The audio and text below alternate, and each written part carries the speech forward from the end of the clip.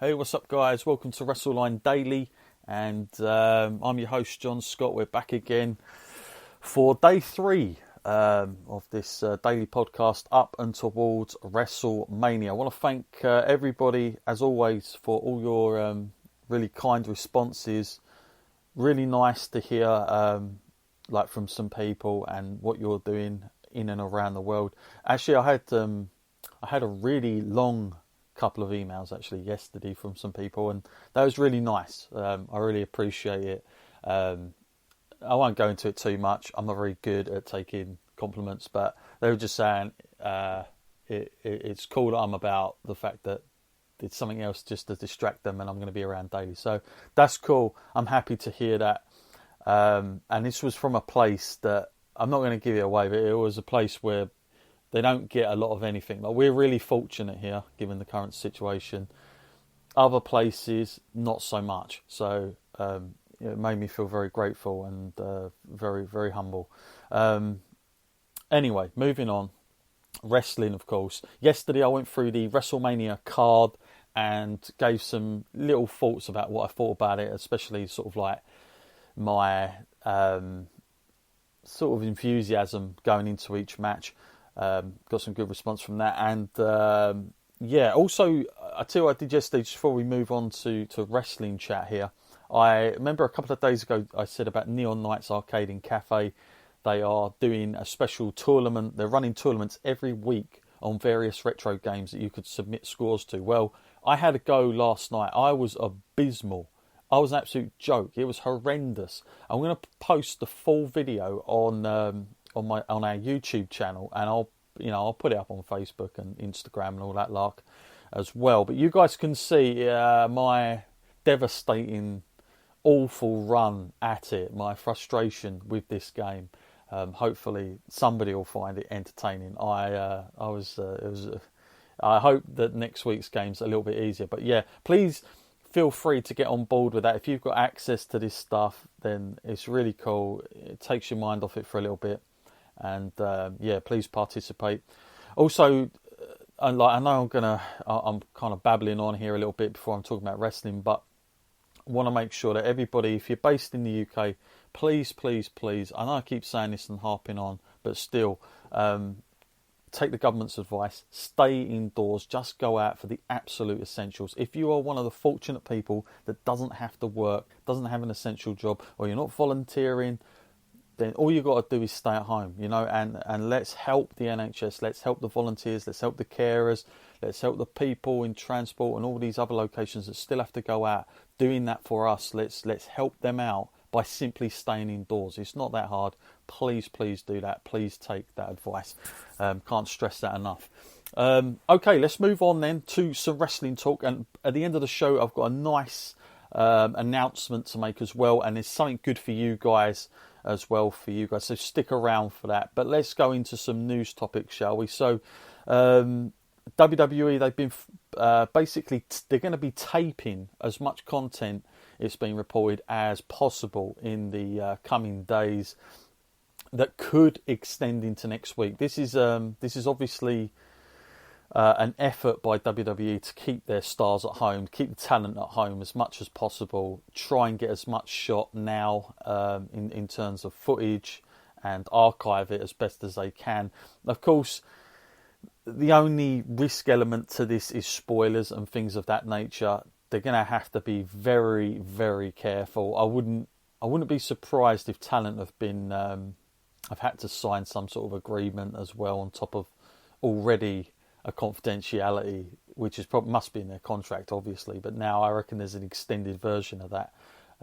No doubt about that. Also, a lot of people were emailing me in about the latest Dark Side of Wrestling documentary, which was based on Chris Benoit. Said how good it was. I have yet to see it. I might check that out later, and I'll give you my feedback maybe on tomorrow's podcast. But I've yet to see it. Okay, I'm going to go to some emails now, and some stuff that I had sent through Twitter and that. So this is from, hang on, let's get the first one up. Okay, so this is from Sean. He's in Ohio. Thank you, Sean, for your question here. And he says, who who do you think should be the closing matches of both nights? Will it be an extended amount of time in ring, or do you think WWE may cut this short due to having no crowd? Yeah, good couple of questions there. I mean, if I'm honest with you, I have not given it a second thought, if I'm honest. And I know it sounds pretty abysmal for an answer, but closing the show, I'm trying to think. Obviously, if you're doing it in front of a crowd, it's going to be very different to closing it in front of nobody. So WWE kind of have a little bit more of a leeway with this. Like they could put Goldberg and Roman on at the end with sort of no worries with this. Whether people tune out on the network, I have no idea. But that wouldn't surprise me if that goes on last on one night. Whether it's going to close on the Sunday, I'm not so sure. I've got a feeling. My gut instinct really for this is that. I mean, I've got a feeling they may end it with Roman and Goldberg. You know, just thinking about it. I mean, Drew and Brock is definitely the one that I think people are looking towards, but I've got a feeling Drew's not going to win. My suspicion is if they have Drew and Brock on the first night, Drew doesn't win. That's my kind of thinking on this one, but we'll have to see. And with regards to the match lengths, I kind of agree. I think that they have to think about the time scale of these matches. I would reduce them considerably. I would just go for really the necessary, because you're not trying to work the crowd. There's no point putting too many headlocks or, you know, bear hugs to try and get the crowd, try and fill the crowd for a babyface comeback. You know, that is going to be one of the hardest. I was talking to a couple of wrestlers and they said, you know, the babyface comeback spot, that is the most difficultest spot to be doing without a crowd, without a reaction. Bad enough in front of an indie market, let alone nobody. So that is going to be interesting to see how they work the matches. I'm kind of curious to see where they go. I just, like I keep harping on, they've got to be innovative with this stuff. I mean, I don't want to sound like an AEW mark, but I feel like they've kind of got a better understanding for the situation. They've kind of climatized to it a little bit quicker at the moment than WWE, but hopefully, you know, when Mania comes around, there's enough time to sort of make it look somewhat appealing, you know, but more on that later. Also, of course, the news, Brody Lee, formerly known as Luke Harper, made his in-ring debut on Dynamite. That's coming up. Obviously, he was there last week. We found out the reveal.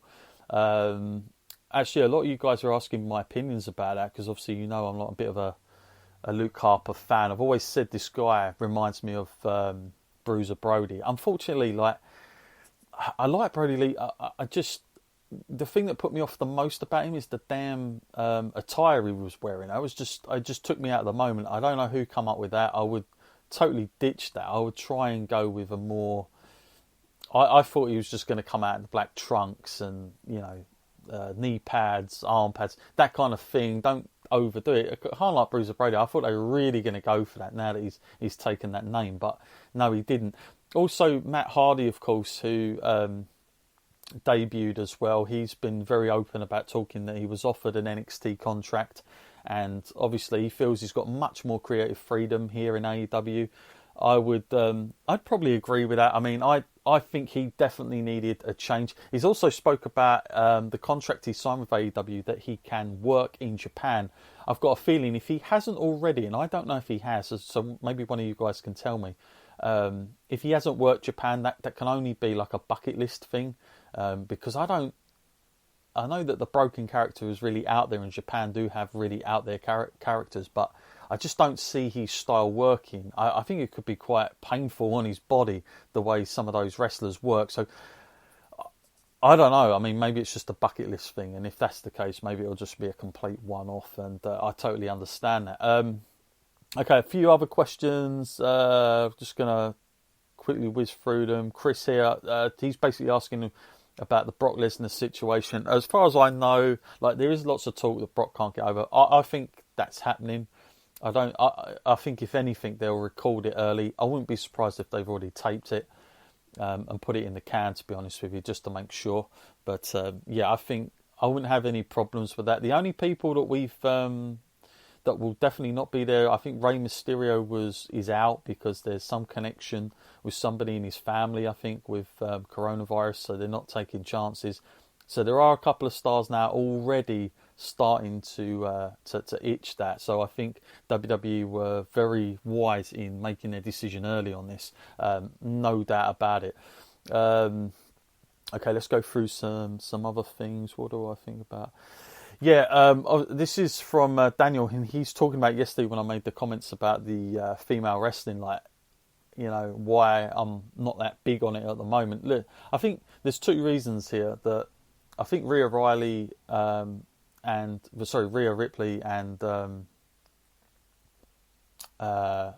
Charlotte is the match for me, and also Shayna Baszler and Becky. There's nothing wrong with those two single matches. I'm just simply stating that the multi-person match really serves no purpose at all for Bayley's title. I mean, it just devalues it against the other two. The NXT Women's title, which I've always said has got a lot more merit in it than maybe some of the other women's titles at the moment. If you go back and look at who's held that title, you'll see what I mean. So, no, I think that it's good and bad. I really think without Ronda, WWE have not been pressured into delivering the focus to the female performance. That's all I'm saying. And I do think they've sort of dropped the ball on it a little bit. I'm not asking for, you know, hours worth, but, you know, I just feel like they've not had that that sort of sight of Ronda sort of main eventing or anything, and so I think it's sort of it's dipped a little bit. It's had a ripple effect on all the other female performers. Questions here. So Ross here, he says he's really looking. The best match he's looking forward to is the Bray Wyatt John Cena match. Yeah, I mean I actually think that will be a good match, but. And like I said yesterday, I'm really glad that they've emphasised a little bit on why they're doing this, like some of the background, as opposed to just giving us just throwing up a match. I totally agree with that. He's also says, I'm not looking forward to, as you are not, Kevin Owens and Seth Rollins. Yeah, I think that match is, you know, it's a shame because they're both such talented stars, but you know, Seth Rollins, look where he was a year ago to where he is now. I mean, it goes to show that this project has not worked. We can only hope that Drew is going to be, as Vince McMahon once quoted, the chosen one. But I don't think it should come just yet. I think with what's going on, I think they need to postpone that, if anything, and crown somewhere else down the line. I know it's going to sound a little bit you know, disappointing and negative, but yeah, I just got a feeling. Also, want to throw out that for anybody that maybe has thought about getting the WWE Network or anything else, not only is it free to sign up, WWE are actually, the network, they're giving stuff away free on the network. So if you just go on there, there's loads of content that they're now putting out for free. So you're not even got to put down your free monthly thing, or I don't even think you have to sign up. I think all the content is free. So, and I know that they're posting stuff on YouTube for free. So I know there might be families out there with kids and all the rest of it. Like, this is a perfect opportunity. You know, great entertainment. So check that out. Okay, now before we sign off, I want to give this really big announcement. Fantastic for us at WrestleLine. When I talk about a great product, and you know, I always, whenever we have like a kind of sponsor on the show, I never get anything I don't feel like has worth to it. That I would never sell you guys anything that I don't see as absolute quality. But I want to announce 1310 Appeal is now going to join a partnership with WrestleLine, and you know, let you guys check this out for yourself. This is a fantastic opportunity for you guys to get on board with it as well. So I want you to check out the 1310 Appeal. Now you can check these out at Twitter, 1310 app, and on Instagram, 1310 Appeal. Just check that out. It's absolute great quality. The clothing there is excellent. You'll see me in the videos. I wear it a lot. And for you guys, for this time now, use WrestleLine promo code and you can get 15% off. and I'm done with 1 second to spare.